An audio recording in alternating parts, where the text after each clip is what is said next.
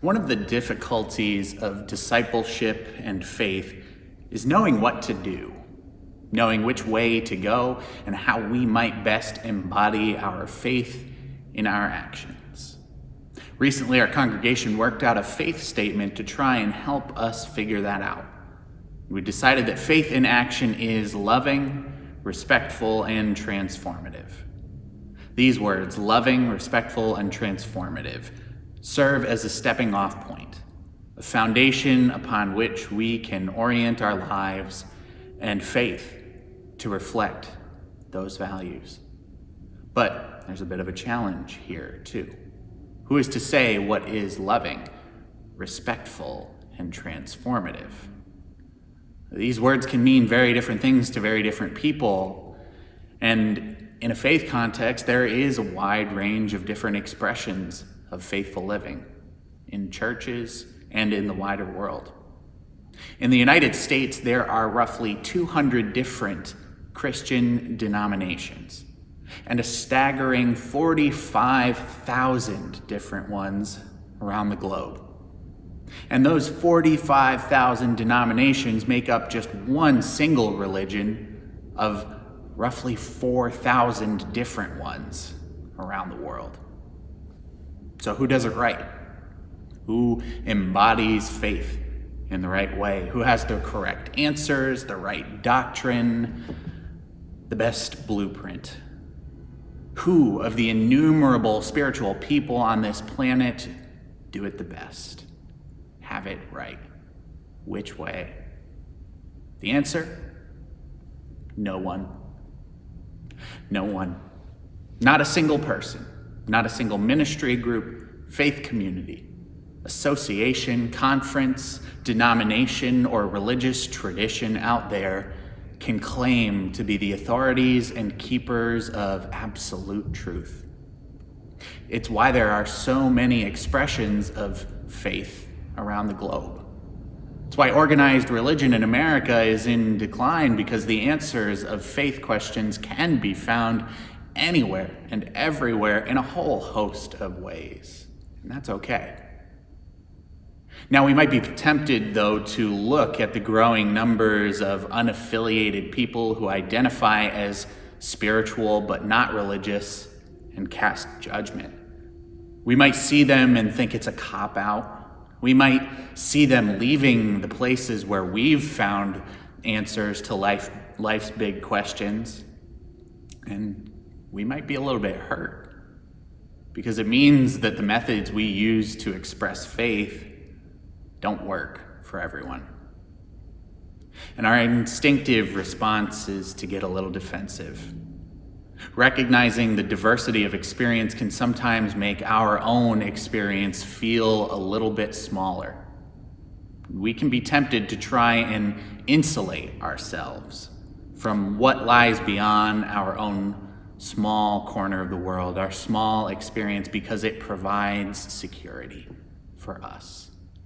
That's a natural response. But it kind of negates that transformative word that we have identified as being a core element of what faith in action looks like. Now, we're called not only to transform, but to be transformed as well. In my own case, in one small way, I grew up with a healthy distaste for traditional hymns. Now, I'm sure there are some of you who are hearing this that are thinking, oh my gosh, how could he say such a thing and be a pastor? And I've heard it before, even from my own family. But it's true. Most traditional hymns just don't really do much for me spiritually. When I was first exploring my spirituality and starting my faith journey, it was largely in spaces where worship was very contemporary. I loved it, and I still do. In my experience, it was enriching to have faith and worship presented in a way that reflected the life I experienced outside of church as well. A way that bridged the divide that seemed to exist between the religious world and the secular, almost making them one. And it worked for me, and it still does work for me. But early on in my faith journey, I didn't do a good job of being open to anything else, and I closed myself off to anything traditional at all. I refused to see the value in that which did not work for me. And while my personal faith was positively impacted, I was not being faithful in my treatment of other faith experiences. But over time, I was able to open myself up. I'll still say that contemporary Christian music speaks to me the most, but as I deepened in my faith, I was able to get past the sounds that once made me pause and see what some of those traditional hymns had to offer me. But it was more than just that.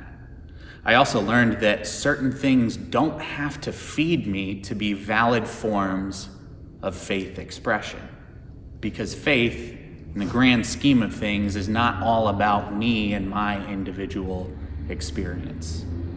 What's right for me is not necessarily right for someone else, but that fact does not invalidate what works for other people.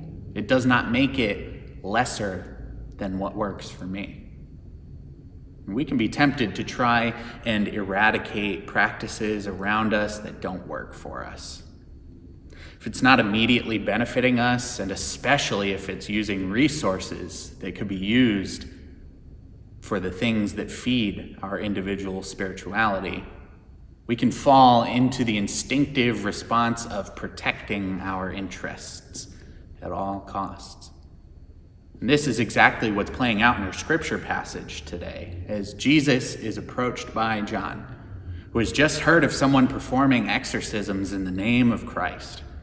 John and the other disciples involved reflexively decided to put an end to that work. And the reason why? Because he was not following us.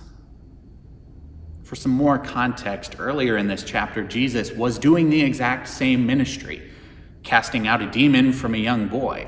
And here are his followers, having just seen him do this, telling another person to stop doing the same thing.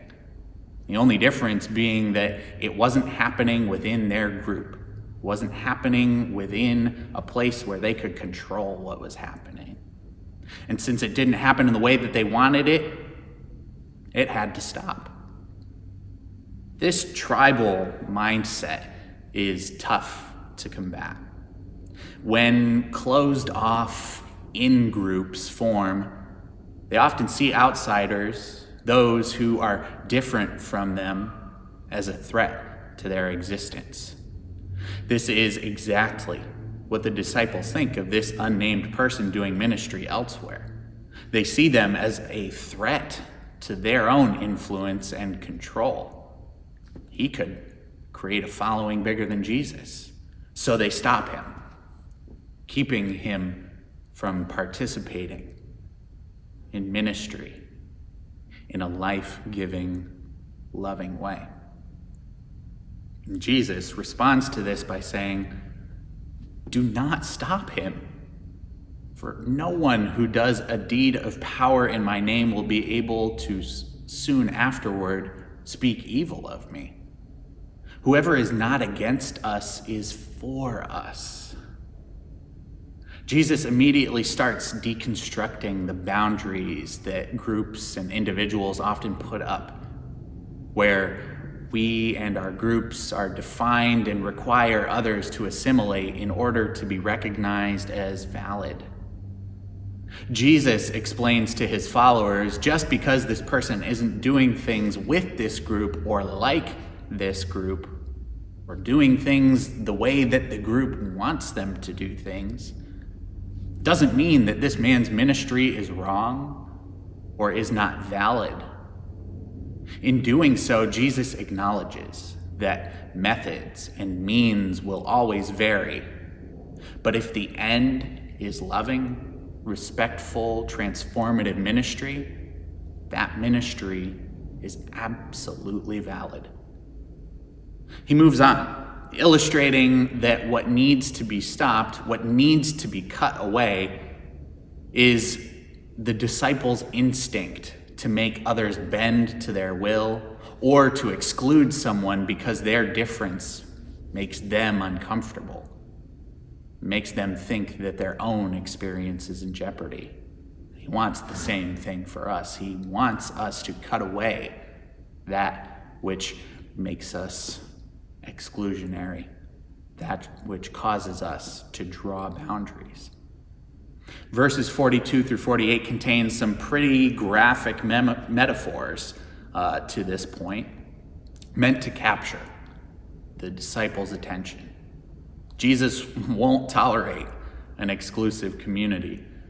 If one of his followers is causing another to feel excluded and to stumble, Jesus makes it clear that it is on this follower to cut that exclusionary behavior out for the betterment of the whole community.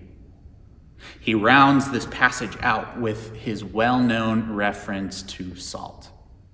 Now, it's a common phrase among Christians to be the salt of the earth. And this phrase is better known from chapter 5 in the Gospel of Matthew, where Jesus references it in his Sermon on the Mount. Now, this salt metaphor is Jesus' lesson on how to adjust our behavior as followers of Christ to be more inclusive and supportive of other people. We are meant to be salt. Salt enhances the natural flavors found within different food that the salt is applied to. Jesus expects us to be salt to others, to bring out the unique flavors and talents of others, finding ways for those talents to be included in our world. Now, the disciples were not living into this hope when they stopped this unnamed man from casting out demons in the name of Christ. Instead of affirming him and offering support and bringing out his unique flavors as salt should, they shut him down, finding ways to exclude him, sending him packing because he wasn't doing things according to their unwritten rules. And this passage serves as a lesson to all Christ followers in all settings, to set aside tribal boundaries, shifting focus from figuring out which way is right, and instead finding ways to uplift others and to be salt. This lesson is an opportunity for us to reflect as individuals on how we might learn to affirm and support others who differ from us. It's an opportunity to reflect on how our church, its members, its staff, its committees, its social groups, its learning opportunities, its choir, how all of these things can transform themselves for better and find ways to include and uplift the talents of others in our midst. It's an opportunity for organized religion to look at groups that differ from us, like the spiritual but non-religious, and learn from them and find ways to meet them where they are and work together rather than saying that where they are and what they do isn't right. It's an opportunity to reject the idea that there is one right way to do things and that we know how to do it. It's an opportunity to stop obsessively trying to just be right, to stop trying to change others to fit our mold and instead focus on being salt, on enhancing the flavors of those around us and on helping them do good in the world. And in doing so, bringing light to the world around us in loving, respectful, and transformative ways.